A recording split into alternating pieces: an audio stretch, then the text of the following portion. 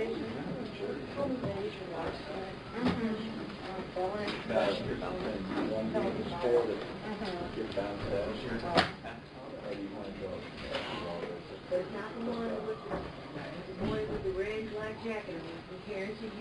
you still hiding? Yeah, he is. He is. I don't know if you're right. Anyone else did it? Who? Aunt's mom. Yeah, my mom gave me something to the trial. Like I have to leave. Because he's still not working. My wife's bar using mine for the board trial. The one that you got something dismissed off Oh, of? the red pointer doesn't work. No, then you get a charge. I'd like to show with the or Oh. yeah, that's no, no, White's bar. You know what I mean? Nope. Okay. And the man, I think I remember that. He's a couple of years old. Yeah. Right, right.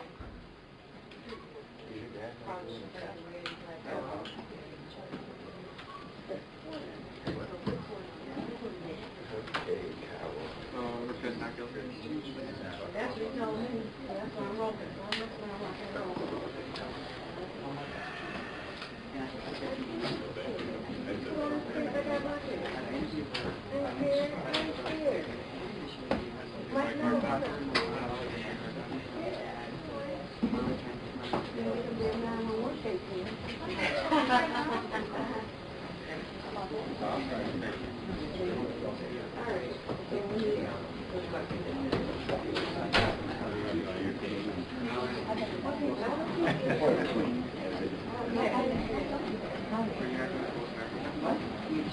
No, I'm not opening remarks. Opening statements is working on that. There were generally children.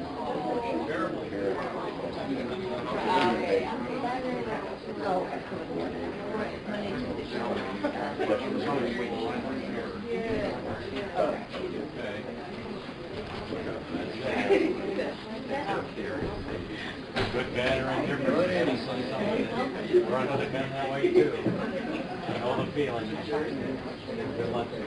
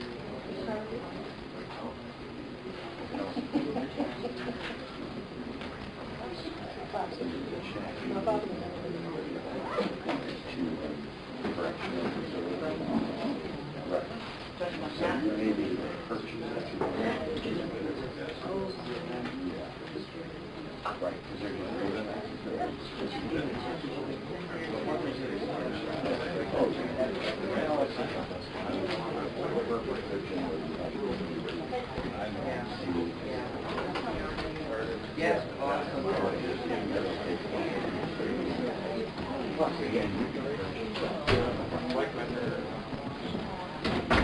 You may have.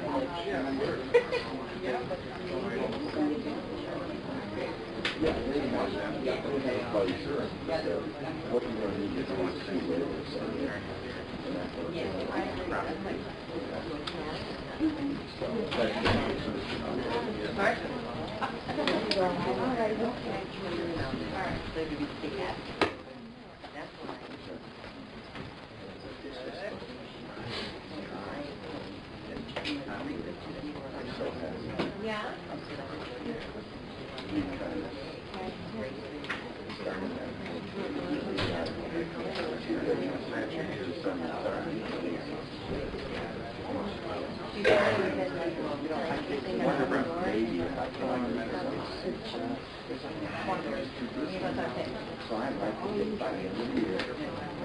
Oh, I like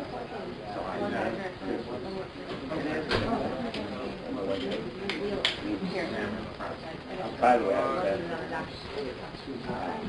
Sunday. yeah. Yeah. What do we need? Downtown State Road. Here. Fine. 765.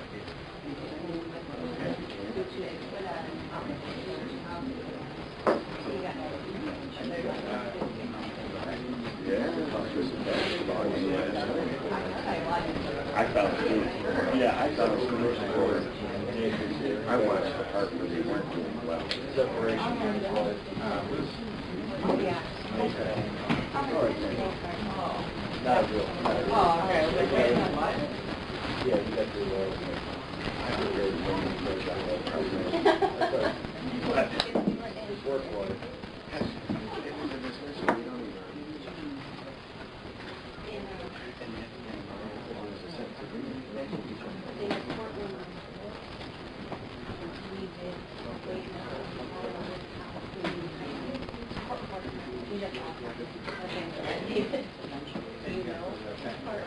I do know which color you're speaking of.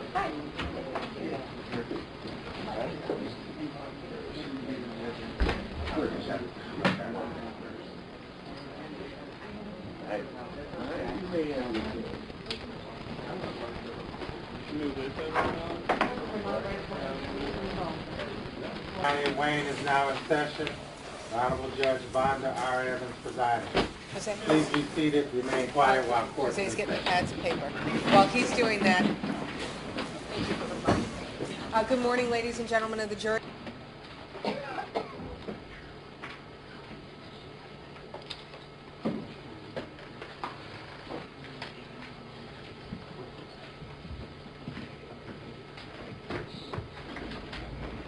She's going to do all her other matters at 12:30. Okay, very good. Let's bring it. The attorney have an opportunity to look at the instruction. Yes, Judge. Yes. Is there a problem? No, Judge. Very good. Let's bring that jury out. The court is going to instruct you. I'm going to give each side out. That means that, Mr. Prosecutor, you work that out any way you choose.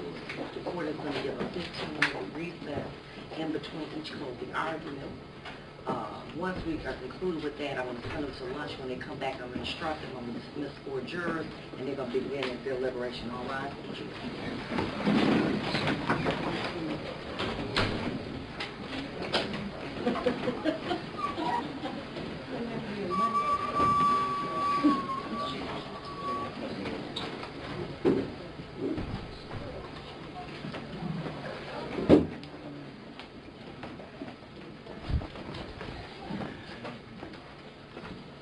No.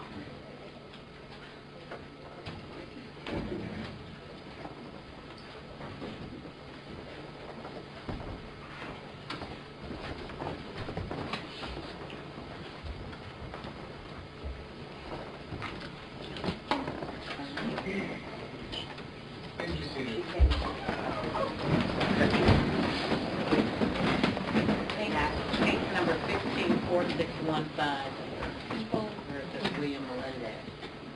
Your Honor, Robert Donaldson, appearing on behalf of the people. Harvey D. Frank on behalf of the people. John Donaldson on behalf of the people. Steve Towns on behalf of William Melendez. Alex Graham for Mr. Melendez. Very good. This is our last day together for many of you. At the conclusion of today, at the conclusion of the argument, 4 of you will be dismissed. Remember what I told you. I said, do not discuss this case with family or friends because there's a chance that you may be called back in to deliberate. When a verdict, when or if a verdict is rendered, then you're free to discuss this matter with anyone. Procedurally, this is what we're going to do. Because the people bear the burden, they get 2 opportunities to address you. I'm going to give them an hour. In between each address, the prosecution and the defense, I'm going to give you maybe about a 12 or 15-minute break.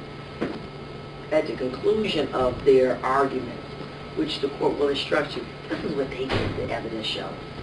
You are the judges of the facts. And what you decide is what the decision in this case will be. So once we do that, I'm going to give you a lunch break for about an hour, 15, 20 minutes. When you come back, I'm going to instruct you. At that time, 4 of you will be dismissed, and you will begin your deliberation.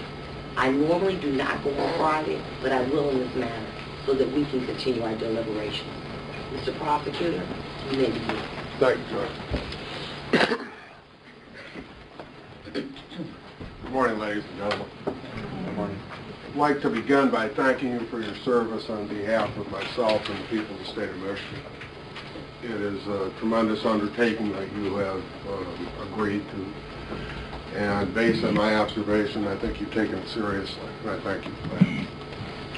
I told you at the inception of this case that the case was about power, and an allegation that the defendant, William Melendez, abused the power that was entrusted to him, and that it was within your power to make the judgment as to whether or not the force was reasonable. I want you to make no mistake about it.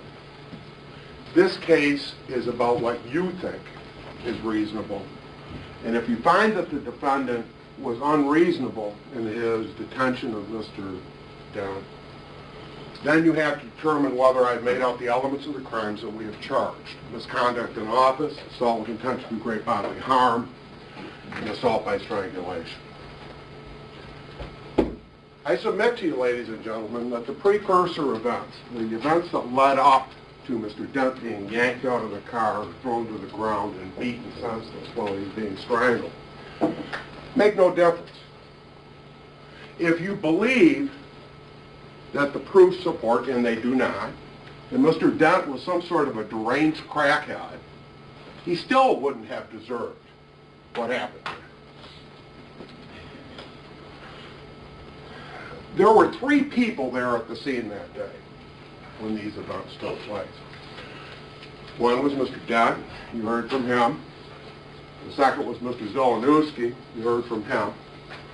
And Mr. Melendez has chosen not to testify, and it's his absolute right. You can't hold that against him. But that's what you're left with in terms of the testimony. The judge is going to tell you how it is you go about determining somebody's credibility, who's telling the truth in the circumstance. You start out by using your common sense. What makes sense to you? That's why we have jurors from the community. What is corroborated? Corroboration means there's other evidence that goes along with it and supports that theory. We have an exquisite form of corroboration in this case, a video. Counsel says video doesn't tell the whole story. That may be true in some senses. But in this case, it captured all the operative events. It captured him being pulled from the car. It captured him going to the ground. It captured him with the arm of Mr. Melendez around his neck and around his mouth. And it captured the blows. It's an exquisite form of corroboration. As I was trying this case, 3 things came to mind in terms of the video. The defense, in the worst way, wants that to go away and have you focus on something else. The judge's voir dire was the first thing that came to my mind. Remember when the judge was voir diring you on possible doubts, talking about the man who sees the woman who sees her man go into the hotel room, and all of that. She didn't see that. She seen him going to the hotel. Now, don't be getting that right. Thank you, Judge, for the correction. And at the end of the day, after she makes all those observations that suggest that perhaps he had been unfaithful, he said he was meeting with a wedding planner. Is it possible that that was true? The second and third things that made me think of it were, there's an old Marx Brothers skit. There's also a Richard Pryor skit where the man gets caught in bed with his paramour.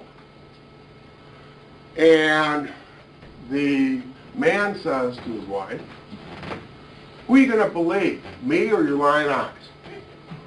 I think kind of that's what's going on. You're being asked not to look at the video.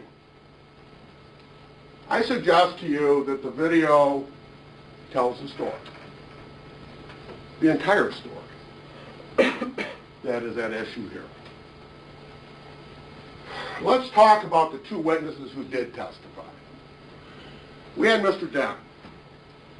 Mr. Dent, older gentleman, my age, thereabouts, and worked 35 years at Ford Motor Company. He made the mistake of driving his Cadillac in the city of Inkster. Gets pulled over. He has no record except for he has trouble keeping a license. And what does he get for his trouble? You saw it. Is his testimony corroborated? Even after the precursor events, which I've already told you don't matter in my judgment. You may think different. He says, I was at the party store down at 275 in Michigan Avenue. I drove to see my friends at the apartment complex that you saw yesterday. And when I came out, I noticed the cops behind me, and they pulled me over. What corroboration is there other than the video? Well, we know there is a party store that has, that is at that intersection. We know that the phone, the towers that the phone was pinging off of, followed the route that he took. We know that Amy Williams says, yeah, he showed up. We know that the records from the motel show that, yeah, she went out just like she said she did. Within 2 minutes of the CAD report he's talking about, which fits the observations that were made on the video that was taken by the scout car. His version is corroborated by a number of things. The defense has to do something. And what did they do? They presented Mr. Zielinowski, who's not a police officer, this wannabe cop that's biased towards the police and against Mr. Dent. Is his version corroborated? Well, first of all,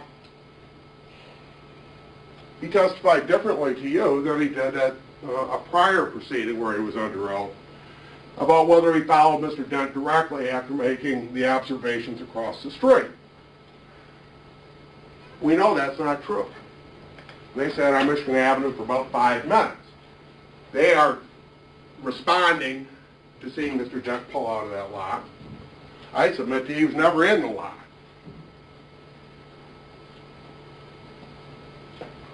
What else? He says, oh, Mr. Dent was this deranged crackhead. Well, he didn't have any cocaine in him. You don't observe it anywhere, his behavior as described. You got video of him at the scene. You got video of him in the back of the scout car. You got video of him at the station. Use your own judgment and common sense and ask whether or not this is some sort of deranged guy.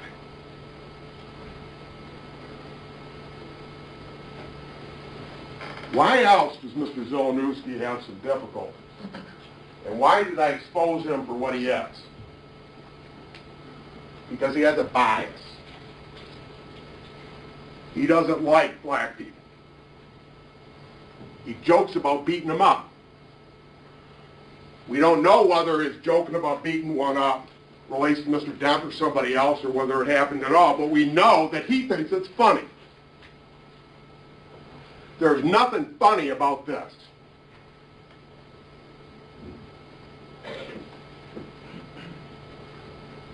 Mr. Zielinowski is not worthy of belief, I submit to you.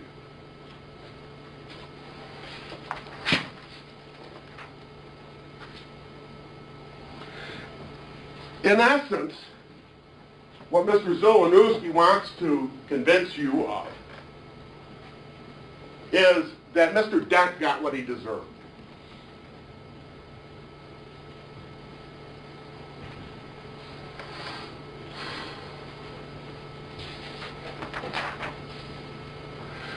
How else is Mr. Zielinowski undercut by the proofs that were presented. Take a look at the video. They may have been sitting in that parking lot that you saw yesterday looking across the street. They may have been able to see portions of it. But Mr. Dent's car was never there. They claim it was. You see it in the video? Do you see it pulling out when they're in Michigan Avenue? Do you see it turning down the street towards the apartment? No. None of that's in there. That's all tried to justify what ended up happening there at that scene. Why he did it.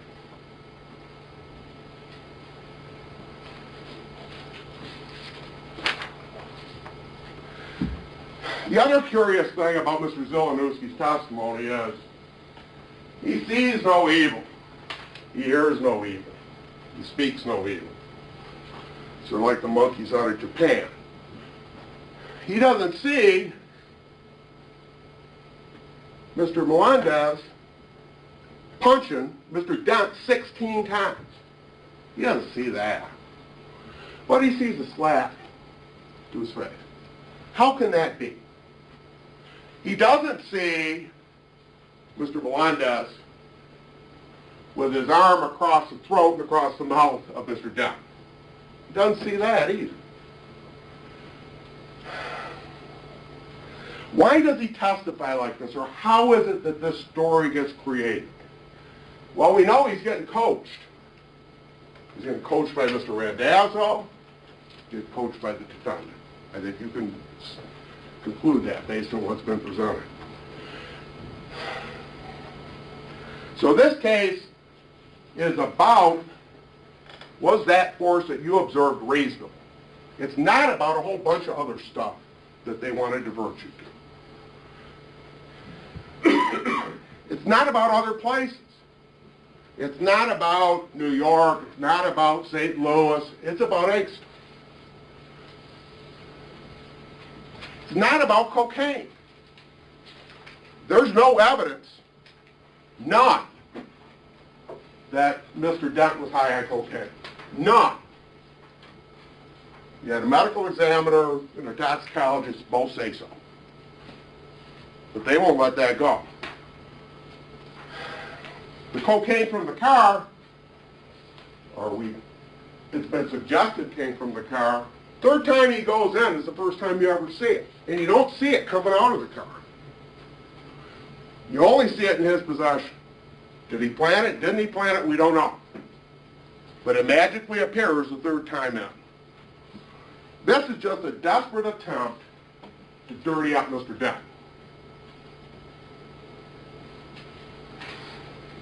This is not about a drug-infested motel in Inkster, Michigan. You heard testimony from the chief saying that there were all these complaints. There was one for a gun, one for dope in 14 months. Once again, they're trying to paint a picture that is not accurate. It's not about a road trip to see if there are potholes. It's not about whether or not you can see across the street. You can see portions of it across the street, but it doesn't matter. Number one, it doesn't matter in the greater scheme of things. Does it justify a beating? But it also doesn't matter if you conclude he was never there. You can't see something that's not there. The case is not about what other people say they see in the video. Trotted one after the other to tell you what you were watching. That's up to you. You don't need a movie critic to tell you what's on there. That's up to you.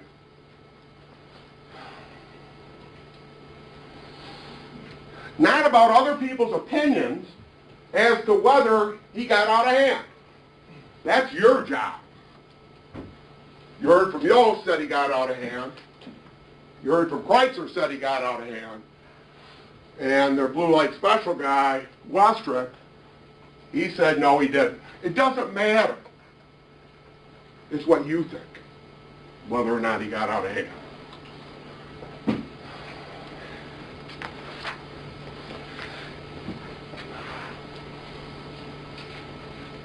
It's not about who you like and who you dislike. You may not like Mr. Dent, you may like him. You may not like Mr. Melendez, you may like him.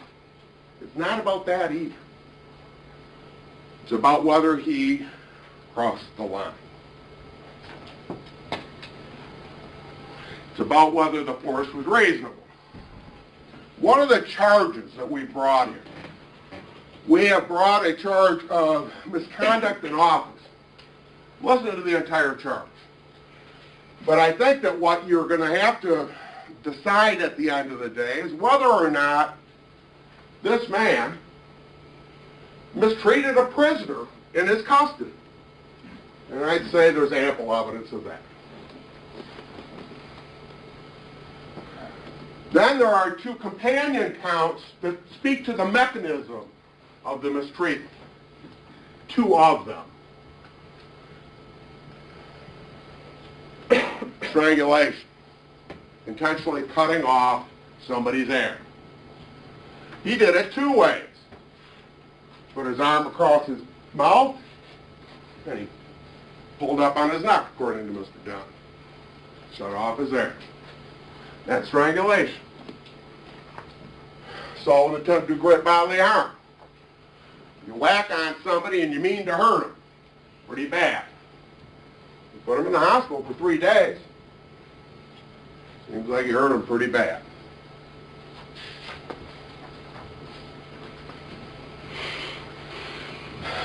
When you look at the video, I suggest to you that at some point in time, between the snatching out of the car and the last blow, that was too much. And that's what I'm going to be asking you to decide at the end of this case. I'll speak to you again shortly.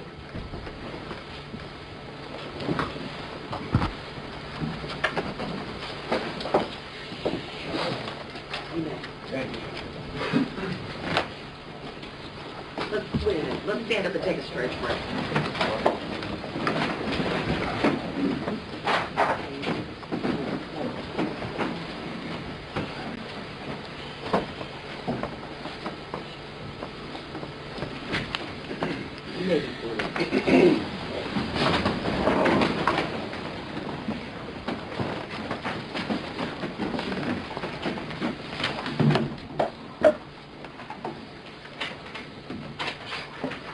May I proceed, You Judge? may, sir. Well, ladies and gentlemen, I told you in the beginning, and I'm telling you now, and it's going to be pretty obvious, that we have a different point of view. We've heard a trial, and I want to thank you for the time that you spent and the fact that you paid attention in this case. It's appreciated by everybody. It's appreciated by Mr. Melendez. It's certainly appreciated by the lawyers and the court. And the public service that you have provided is something that is rare. And so thank you. You're going to be giving a certificate at the end, and the judge is going to tell you that, but I have to say thank you as well. Through my cross-examination, I had a theory in this case. And the theory was that you have to look at the whole picture, and that you don't look at it in a myopic view. Look at it. The number of strikes is ugly. The number of strikes is in a way, it's uncomforting to watch. But it was my intention to show you that what led up to that put a reasonable police officer in a position to have done what he did. And with the use of force expert that we had employed to bring in here to show you that, which by the way, they did not bring in a use of force expert, that with the analysis on a step-by-step fashion, that you would see then how it is that it unfolded. Split-second decisions on the street are made by police officers, lives are at stake, and the judge is going to instruct you on how it is that you're supposed to look at it, and there's an interesting word that she's going to use in the instruction, and she'll go into it. We have the luxury of sitting in our armchairs and viewing what it is that had occurred out there. And the prosecution and their investigator in this case has had the luxury of months of investigation in order to determine what was the truth, what is it that really happened, what is it that led up to it. But we're not to look at it with 20/20 vision for the benefit of hindsight. We're supposed to look at it at what a reasonable officer, under the circumstances that were presented in this case, would do if he were there. And we went through the video, and I'm going to show you a little bit of video, but we went through the video and in a painstaking fashion tried to show you, with the expert and with the other officers who were there, to say what it is that a reasonable officer would be thinking at the time that the events in this case occurred. And it's with this premise that I was asking my questions on cross-examination. I hope that you heard the answers. I think that there was a basis that was made then for you to really honestly consider what it is that's in that video, even the strikes, the number of strikes, what was in the video, to make a determination as to whether or not it was reasonable or unreasonable. And of course we contend that it was reasonable. We contend that the prosecutor has the heavy, heavy burden to prove beyond a reasonable doubt that it was not reasonable and that they haven't satisfied the burden. There are some things that I want to share with you about the case, and that is that in looking at the totality of circumstances, that Lieutenant Powell, who appears to be a nice person, who just got an increase in her rank just before coming here, and I don't know why that occurred, but I'm certain that she earned it. That when she came out and she did this investigation, she was doing the investigation from the perspective of an internal affairs investigation. Without, and what does that mean, internal affairs investigation? She wasn't looking to find out what the truth of the matter was. She was looking to find out how it is that she would charge Mr. Melendez. Not with civilian, administrative, or police matters, but as a criminal in a case. And we believe that we will be able to show, and I'm going to go through this with you now, that what she did is that she purposefully ignored facts that were important. And the first and foremost thing that she ignored when she presented you with the video, which you could slow down painstakingly to see the 10 seconds of striking and have it stretched out over 30 or 45 seconds, was that she was focusing on the injury to Mr. Dent and the striking of Mr. Dent, which you had heard from Mr. Westrick was justifiable. She did other things as well, but in going into that, she came into the investigation late. She tried to gather information from the different places that had video available, and there has been no evidence that anybody went to any party store on Michigan Avenue. Mr. Dent didn't testify to that. That was suggested in closing argument. There's nobody that said that he was on Michigan Avenue. If he did, I'm going to embrace that. That helps me. That shows he was where he was in a position to be seen by Officer Melendez. But in honesty, there's no evidence that from him he went to a party store right next to the Budget Inn. If there was, you'd be hearing a different argument. My argument is that the video that she went and looked at, that she poured over in order to determine what it was that was a crime that had occurred, that she forgot to take a look at what happened before. Why?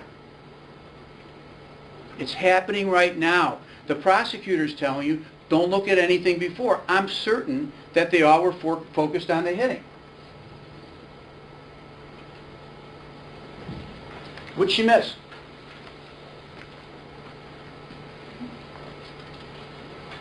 Well, it wasn't until cross-examination that we hear that Mr. Dent had been stopped 7 or 8 times previously without a driver's license.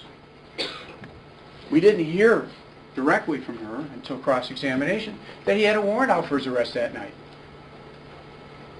Why is that important? I mean, I have a suspended driver's license at one time. Everybody might have that. It's not to say you're a bad person. I certainly wouldn't say I'm a bad person, but it's not that. That's not why it was offered. The 7 or 8 contacts in 2 years was offered because of the fact he knew how to act out on the street. He had been arrested 7 or 8 times, according to her, in different jurisdictions because he didn't have a license. He didn't have a license that night. Well, what's going on in the minds of the officer? I want you to evaluate that and ask yourself that question in your deliberations. But I also want you to ask the question, what was going on in Mr. Dent's mind? Okay? He knew not to throw open the door. He knew he had to expose both hands. He told you he exposed both hands. You look on the video and see whether both hands are out the door. There's one And a hand. reasonable police officer seeing him reaching Why is that to the side. important? Well, I'm going to tell you, It wasn't he for a wants driver's to tell license. you that it's both hands because at that point he wants to indicate that he's submitting. Well, we see from the video that that's not true. And a reasonable police officer seeing him reaching to this side, well, I'm going to tell you, it wasn't for a driver's license as it was suggested. He didn't have a driver's license. Police officer didn't know that, but he knew it, and you know it, so it wouldn't have been for a driver's license. The only thing that a reasonable officer would be thinking at that point is that he's either disposing of contraband or he's reaching for a gun. Now, the standard is what would a reasonable officer do? And of course we heard that from Dr. Westrick, who has been maligned by the prosecution. I can't believe they continue to do it even in closing argument. He's a doctor, he went to school. He's a cop, he got shot. He got shot. Why is he not entitled to respect? Because he spent time to come down here and he got paid? He's going to have his gun drawn.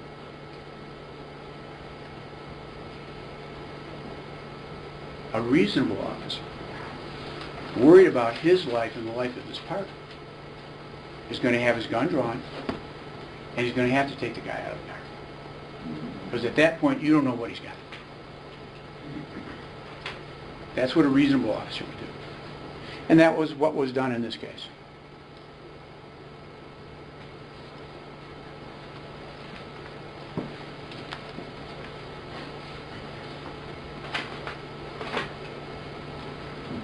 But we didn't bring up the fact that he had been arrested and taken in 7 or 8 times, booked, because of driving on a suspended license, because he's a bad guy.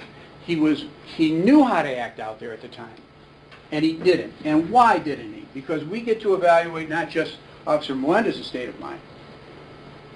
We have the right to evaluate the state of mind of Mr. Dent. And I suggested to you in the opening statement that he went to buy drugs. I suggested in the opening statement that there were drugs that were found in the car. And, I don't know how this happens. Now, imagine out here, when I don't have the chance to talk to you again, because as it goes, they have the burden of proof, and the prosecution will get a chance to talk to you one more time. I don't know how they deny the medical records, which show not just one thing, but several things that point to the fact that he had coke in his system, and that he knew it, and that he was trying to hide it. Talk about that.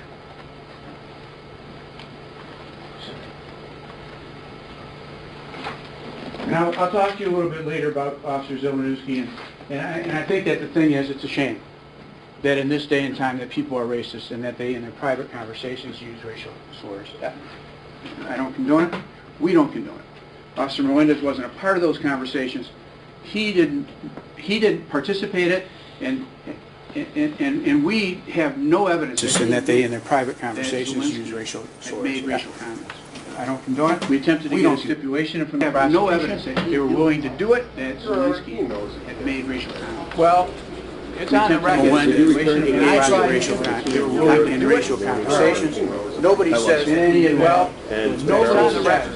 When I tried to engage in racial comments, it was offered. Nobody said that Melendez engaged in racial conversations. And it can't. Nobody says maybe that's the right way to go. But I have something that I'd like you to, and you'll be instructed, and that is when you're evaluated maybe that's the testimony. right way to go. You evaluated But I have he's some, a racist. and it can, you'll be instructed that Or it you can. And that is evaluate evaluating I his would testimony. suggest. I do. You evaluate But I have it some whether or not only he's evidence innocent. that is corroborated. And you're evaluating his testimony, I would The suggest. video, You evaluate his corroboration, corroboration. he's the only evidence that is The video is only corroborated by the record. The video, in a way, is corroboration. The video is only part of the view, but the video is, in a way, a corroboration. You all went out to the scene, and there was a view. And in that view, Lieutenant Powell had opined that after having said that there was a clear view of the Budget Hotel on her testimony, she came back in rebuttal and said, well, she went out there and she looked at it, and she could tell from the car that Officer Zielinowski couldn't have seen what he said he saw. Okay? Now, after having portrayed him as a racist, she wants to discount what it is that she previously said, and thank God somebody decided to go out on a view, because you had a chance to see across the street. And you had a chance to see that wall that supposedly obstructed the whole hotel. It's a short little wall over by the corner by the office. And you had an opportunity to view that if you were on the right-hand side of the car, you might have had a better angle. You might have had a better angle to see what it is that you saw. You were out there, you saw it, you decide. High crime area. Chief Yost had no reason to exaggerate that. You heard from Randazzo. And I suggest that with the same tenacity that she looked for evidence that would help Melendez, she came out here and she shaded it, having looked for reports to say that there was only one arrest or two arrests out there at the time. You heard from police officers that were on the street what that was like. You heard from Officer Randazzo. You heard from Chief Yost what it's like out there. You went out there yesterday morning. And I always thought that people that were using drugs didn't get up until the crack of noon. They were out there at 11 o'clock. You saw The court is specifically instructed them that you can't Counsel, do that. I'm given an instruction that says that they are not to derive any other information or use any other information other than the corroborate was in court.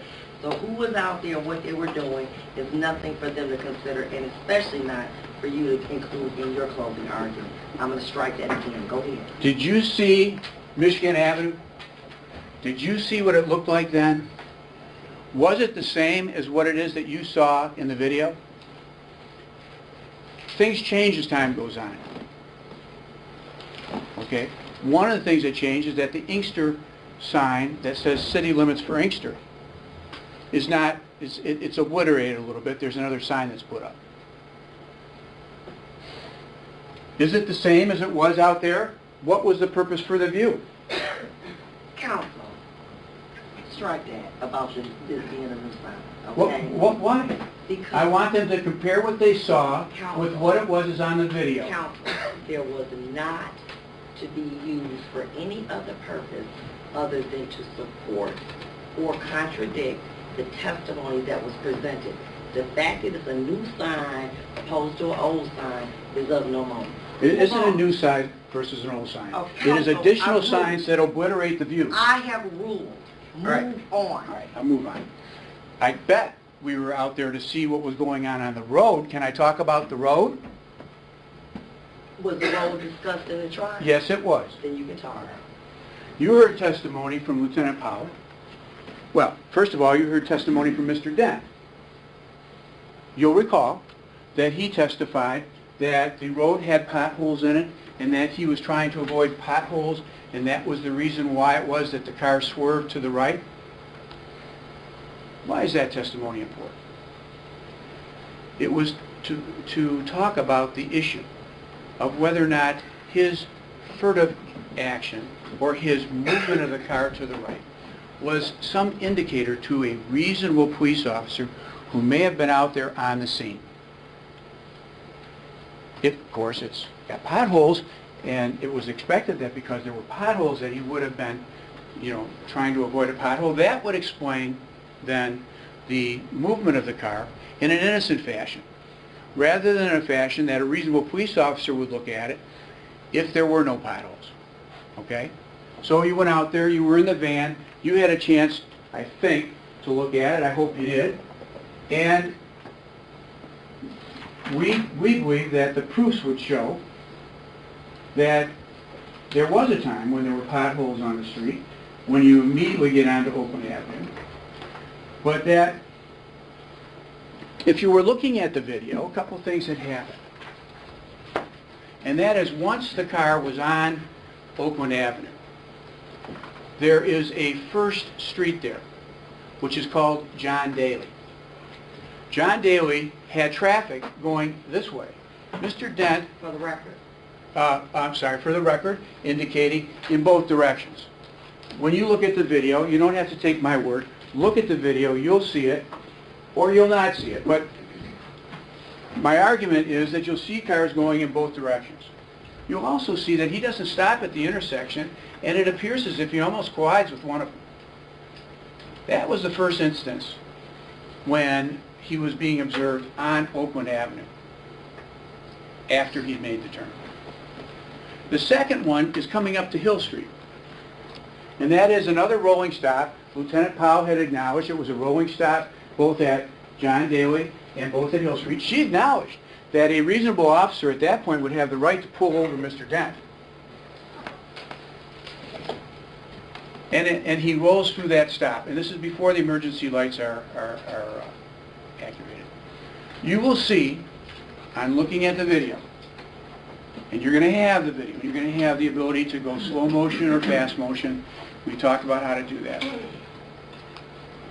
You'll see from the video that the road that he is traveling on is extremely well lit. There's not one light out on that road.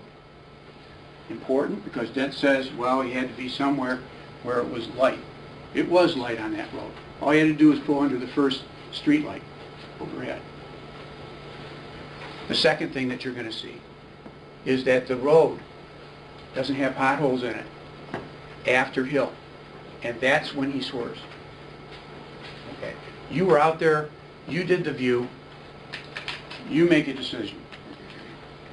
Was it because of a pothole that he didn't stop, or was it because he knew at that point that he'd been to a drug house, that he bought the drugs, that he had the drugs on him, and that he had the drugs in his system? He knew that he had a suspended operator's license and he was going to be going to jail.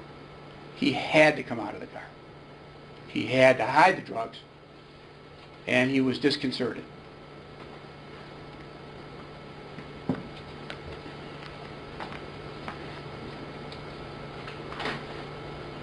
Well, Amy Williams comes forward, and she has a view. She is, as you remember, she's Mr. Dent's friend, the one who he was going to bring beer and alcohol to drink. And her testimony was that he was there for about 5 minutes. During that time, they had a conversation, some discussion about some surveillance that had occurred in a black pickup truck or something. You look at the video, you see whether or not you see a black pickup truck there.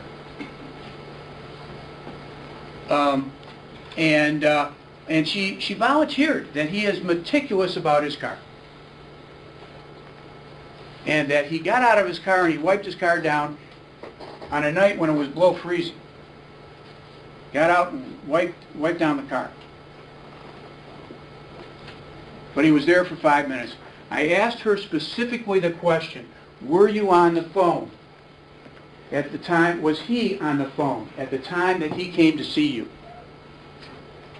And that turns out to be a really important question. Because you're going to see from Mr. Dent's phone records that he was on the phone.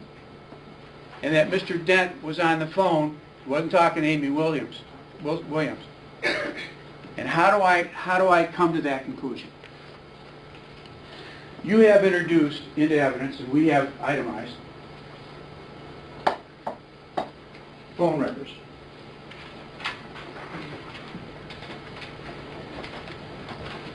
You also have heard other things relating to timing. Now, these are phone records that were introduced into evidence at the that the state had gathered from Mr. Dent. And I'm sorry for the quality of this, but I'm going to ask you to look at these things in chambers. Can I step in front of you? Yeah? Okay, because I can't see it. January 28, 2015, 21:37:47.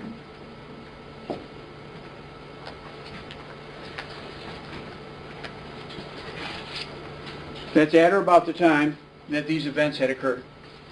You see him on the phone for 460 seconds. That's a little more than 7 minutes.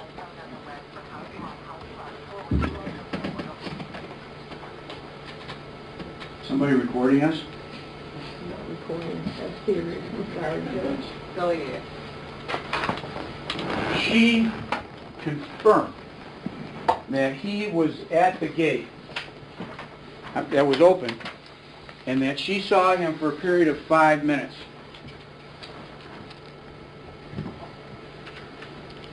If you take the time T used, that was testified to by Lauren Williams. By the way, can we identify that exhibit, the phone record? This is Exhibit B. Okay. Take a look at now, Mr. Lauren. This is a. Can we move to Mr. To the key? That's the People's Exhibit. Okay. All right. You will see that the time key used to re-enter Amy Williams' building was 41:32:37. You remember Lauren Williams and Amy Williams too, testifying that you had to use the key to re-enter the building, and that she said that she used the key after she saw Mr. Dent. You remember that testimony? If it was a 5-minute meeting, then that would take it back to 41:37:37. That's the time that Mr. Dent begins his phone call. Well, you have a right to evaluate witnesses' testimony. You can take that down. You have the right to make a determination as to whether or not the person is telling the truth. There are certain things that you can look to. Her volunteering of the fact that he went out and he likes a clean car, was that meant to in some fashion support his testimony? They certainly had time to do it between the time of the event and the trial. But you also have the right to take a look at the evidence in the case and compare it to what it is that is there and plainly there to be seen. The evidence shows Dent's on the phone. And Dent's phone conversation continues for about 7 minutes, which is about the time that it takes for him to get from the budget inn, out of a room, into his car, while Officer Melendez is observing him, and then drive down Michigan Avenue, and then the events as they unfold. I suggest to you that it's very, very convenient for Amy Williams to be here. I suggest to you that Amy Williams' corroboration should be looked at you with great skepticism. Can't be cleaning down his car while he's on the phone. Can't be cleaning down his car when he's talking to Amy Williams, especially when she says he wasn't on the phone at the time. Now, what I've shown you is phone records. What I've shown you is a CAD system that is real time. We know that Officer Melendez's video, the time frame on the video is skewed. How do we know that? We know that from Chief Yost, who had done the initial investigation. Lieutenant Powell, apparently, with all the time and energy that she had, did not devote herself to that issue. She didn't know that when she testified. But the 13 minutes, the differential of 13 minutes, is something that you can consider. And when you want to find out whether or not it's a 13-minute difference, compare the CAD system numbers, which we know are accurate. The CAD time is the time that police calls come in, and that's a correct time. Compare that time to the video in his car, and you'll see that it's skewed by 13 minutes. Your analysis should be, hopefully if you go into the jury room and look at the evidence, is to look at the CAD system numbers, take a look at the numbers that are on the phone records, and remember Amy Williams' testimony as to what the time was, and Lauren Williams' testimony and the exhibit that shows when it was that Amy came back. She could not have possibly been with him if you believe the fact that when she was with him, he was not on. Why is that important? Because they don't want to put him on Michigan Avenue. I don't know what that thing was about the liquor store on Michigan Avenue, but they don't want to put him on Michigan Avenue. And they overlook some very key evidence in this case, which shows that Dent was there. You heard the testimony of Dr. Aaron Westrick, who went through it piece by piece, and we froze it on a particular time frame, which you're going to be able to recreate. I saw what I saw. It doesn't matter. You look, and you see, and you make a determination as to whether or not you see a white Cadillac. Whether or not you see a white Cadillac, and then within 10 seconds, the perspective of the police car moved. Why would they do that? Okay? Because if the police car was pulling into the Budget Inn, which should take about 10 seconds to get there from the street sign, when he pulls into the Budget Inn, at that point they want to set up because it's a known drug place, and he's going to come out with drugs in his possession, and they're going to want to stop him. Now, pretext stop, justifiable under the circumstances. I suggest that it is justifiable under the circumstances. You've got a surveillance that's set up looking for drug activity. You've got a high crime area, according to Chief Yost. You've got a situation where they're posted on a motel down the street. They see a car pull into the motel, and it's there for a period of time.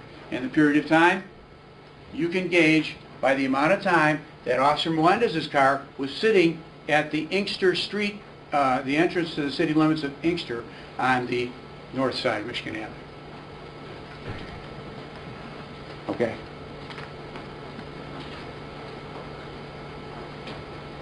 Time passes. You heard the testimony of Zielinski. Call him what you will. It corroborates what it is that's on the video. Can we pull up the video of Officer Melendez's car and call out the time? 21:48, 27. Can we dim the lights? And where's the TV? This should be on, yeah? You're not going to see it as easily because the screen is filtering it here.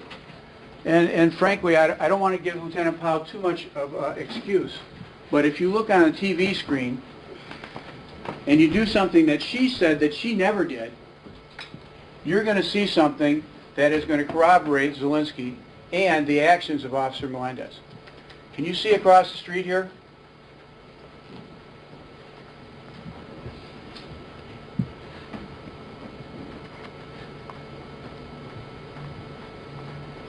I want you to stop at some point, Ms. Brennan, and call out the time.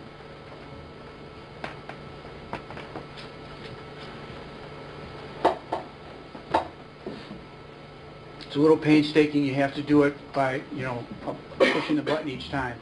But each time the frame advances. We're now at 21:48, 28. 21:48, 28. You will see a vehicle here. Can you continue on? Real time? No, ma'am. Oh. That's the vehicle. Stop. All right, you will see a light-colored car. Consistent. Wait a minute, hold on for a minute.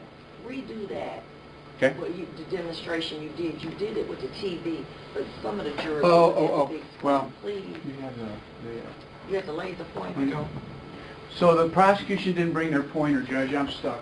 But I don't think you see it on this video as well as you do on the television, and they're going to have the Okay, well, ability I'm to going see to it. direct the jury to turn to the television, okay? And Oh. do it again, Mr. All right, can you go back then, Alex, just briefly? I am.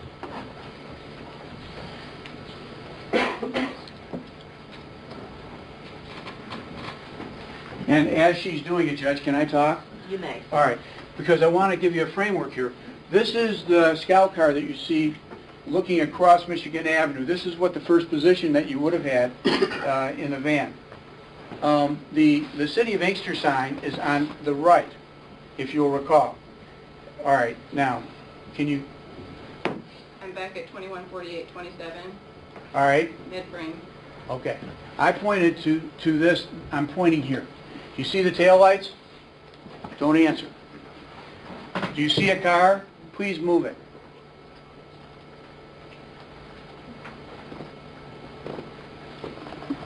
You see the car following. Now, you decide. You're the jury. Is that a light-colored vehicle? You decide. Is that the Cadillac that looks like Mr. Dent's car? It's up to you. But this is something that Lieutenant Powell didn't see. All right. Can we then go to the next frame? Real-time Just go. stop. We're going to turn the Just corner. Stop. Yes. Just stop. All right. This is important. This is an important part. This is an important part. This is what we're going to do. The jury, you don't see it, but I do. They're looking back and forth between the screens. Okay. Okay. But- Wait, hold on. I'm going to take a 10-minute recess. I need you to get a pointer. It's going to be helpful because they're looking in between, and it's not going to be on your time. All right, then. That's right. Okay, very good. Oh, it's not on my time? It is not. Oh, I'm I get to stopping talk the more? scene. All right, so the jury's going to take a 10-minute recess. Get that point. Please. Here, pause for a second, Judge. Yep.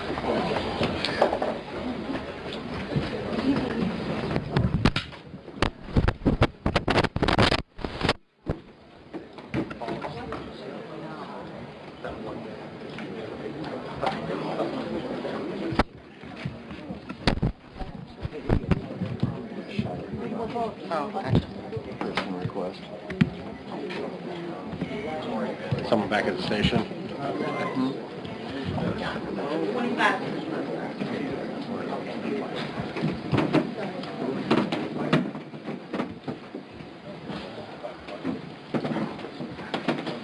Personal request. You may be seated.